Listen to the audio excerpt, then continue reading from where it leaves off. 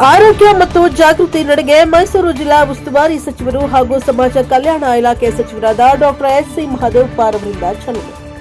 ಸಮಾಜ ಕಲ್ಯಾಣ ಹಾಗೂ ಮೈಸೂರು ಜಿಲ್ಲಾ ಉಸ್ತುವಾರಿ ಸಚಿವರಾದ ಡಾಕ್ಟರ್ ಎಸ್.ಸಿ. ಮಹದೇವಪ್ಪ ಅವರು ಮೈಸೂರು ವಿಶ್ವವಿದ್ಯಾನಿಲಯ, ಮಹಾನಗರ ಪಾಲಿಕೆ ಹಾಗೂ ವಿವಿಧ ಸಂಘ ಸಂಸ್ಥೆಗಳ ಸಹಯೋಗದೊಂದಿಗೆ ಮೈಸೂರನ್ನ ಆರೋಗ್ಯವಂತ ನಗರಿಯನ್ನಾಗಿ ರೂಪಿಸುವ ಸದಾಶಯದೊಂದಿಗೆ ಫಿಟ್ ಮೈಸೂರು ಸಾಮೂಹಿಕ ಆರೋಗ್ಯ ಹಾಗೂ ಜಾಗೃತಿ ನಡಿಗೆಗೆ ಮಾನಸ ಗಂಗೋತ್ರಿಯ ಬಯಲು ರಂಗಮಂದಿರದಲ್ಲಿ ಚಾಲನೆಯನ್ನ ನೀಡಿದ್ದಾರೆ. ಈ ವೇಳೆ ಚಾಮರಾಜನಗರ ಲೋಕಸಭಾ ಸದಸ್ಯರಾದ ಸುನೀಲ್ ಬೋಸ್, ವಿಧಾನ ಪರಿಷತ್ ಸದಸ್ಯರಾದ ಕೆ. ಶಿವಕುಮಾರ್, ವಿಧಾನ ಪರಿಷತ್ ಸದಸ್ಯರಾದ ಸಿಎನ್ ಮಂಚೇಗೌಡ, ಕೃಷ್ಣರಾಜ, ವಿಧಾನಸಭಾ ಕ್ಷೇತ್ರದ ಶಾಸಕರಾದ ಶ್ರೀವತ್ಸ, ಮೈಸೂರು ಜಿಲ್ಲಾಧಿಕಾರಿ ಜಿ. ಲಕ್ಷ್ಮೀಕಾಂತ್ ರೆಡ್ಡಿ, ಮೈಸೂರು ವಿಶ್ವವಿದ್ಯಾನಿಲಯದ ಕುಲಪತಿ ಲೋಕನಾಥ್, ಕುಲ ಸಚಿವರಾದ ಎಂಕೆ ಸವಿತಾ, ನಗರ ಪೊಲೀಸ್ ಆಯುಕ್ತರಾದ ಸೀಮಾ ಲಾಟ್ಕರ್, ಮೈಸೂರು ಮಹಾನಗರ ಪಾಲಿಕೆ ಆಯುಕ್ತರಾದ ಶೇಖ್ ತನ್ವೀರ್ ಆಸಿಫ್, ಮೈಸೂರು ಜಿಲ್ಲಾ ಪಂಚಾಯತ್ ಸಿಒ ಎಸ್. ಯುಕೇಶ್ ಕುಮಾರ್ ಸೇರಿದಂತೆ ಮುಂತಾದವರು ಉಪಸ್ಥಿತರಿದ್ದರು. Bureau report TS Shashikant, NKS report, Mysuru.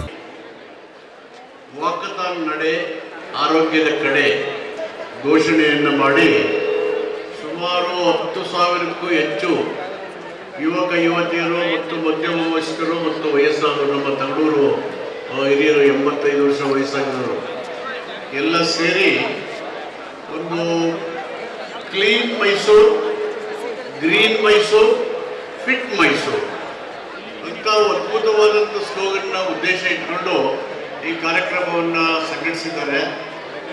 Mysuru is known for its hospitality and cleanliness. ಹೀಗಾಗಿ ನಾವು ಇದನ್ನೆಲ್ಲ ಸಾಧನೆ ಮಾಡಬೇಕಂದ್ರೆ ಮೊದಲು ನಾವು ಫಿಟ್ ಇರಬೇಕು.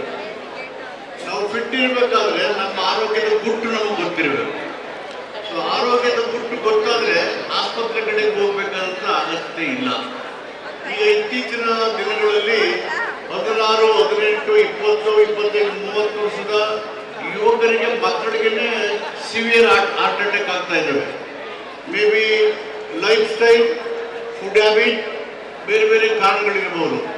ಆದ್ದರಿಂದ ಎಚ್ಚರಿಕೆಯಿಂದ ಪ್ರತಿಯೊಬ್ಬ ಕಾರ್ಡಿಯಾಲಜಿಸ್ಟ್ ಏನು ಹೇಳ್ತಾರೆ, ಅಟ್ಲೀಸ್ಟ್ 30 ಮಿನಿಟ್ಸ್ ವಾಕ್ ಮಾಡಿ ಬೆಳಿಗ್ಗೆ ಯಾಕೆ ಮಾಡಬೇಕು ಅಂದರೆ ಸೂರ್ಯ ಹುಟ್ಟಕ್ಕಿಂತ ಮೊದಲೇ ನೇಸೆಂಟ್ ಆಕ್ಸಿಜನ್ ಸೂರ್ಯ ಹುಟ್ಟಕ್ಕೆ ಮೊದಲೇ ಸಿಕ್ಕೋದು ನಿಮಗೆ.